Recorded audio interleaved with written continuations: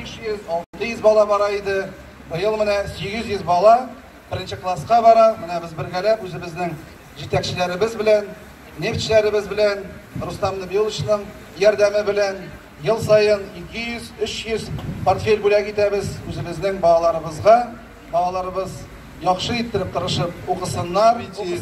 Меня очень обрадовал сегодня двор, который мне показали. Бик матур иттереп матурлаганнар. И самое главное, жители, которые живут в этих домах, говорят, мы сами тоже принимали участие. Это по программе президента. Мы 50 миллиардов рублей запланировали на 5 лет. 10 миллиардов в этом году. И вот каждому району выделяем эти деньги на приведение в порядок. Азнакаевцы всегда были трудолюбивы, успешны. Я думаю, и выборы пройдут нормально. Гаилә бәхете теләп калабыз.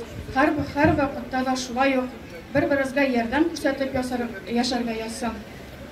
Шулай ук район җитәкчеләренә, хезмәткәрләренә изгелекләре өчен бик зур рәхмәт.